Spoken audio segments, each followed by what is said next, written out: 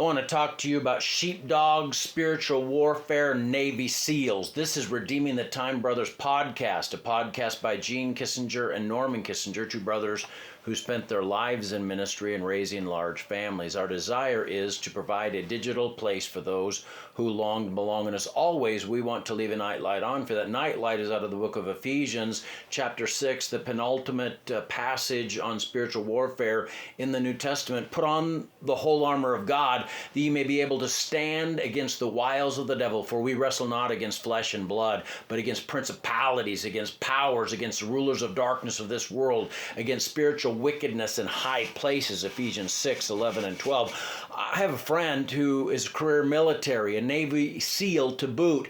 He knows guys like Dick Marchenko or Admiral McRaven and other heroes from that branch of the Special Forces. He's one of the toughest men I've ever met in my life. The other night at church, I had to take my autistic son out of the service because he was becoming a bit disruptive. I sat on a couch in the foyer and watched my friend do his diligence on the security team. He scanned the perimeter, checked the parking lot, actively watching everything that was going on to make certain that our people were safe and secure.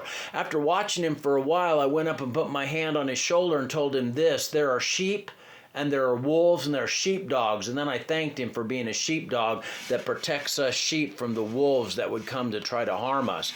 As I've been thinking about that statement about his watch care over us, it reminded me that those of us who've been involved in spiritual warfare for a long time have a duty to provide protection for those who don't even understand that there is a warfare. They represent the sheep, as it were. And our job as more mature believers is to look out for pitfalls that may be in their way and spiritual attacks that are coming from an enemy of their souls. We need to have a sort of the spirit and engaged and ready to speak truth into their situations, that the lying deceiver won't gain any ground or foothold in their life. Paul tells us in Ephesians that we're not fighting against people, we're fighting against spiritual forces of darkness, against spiritual wickedness in high places. The new believer, the struggling saint, they might not realize that there's a battle that's raging around them.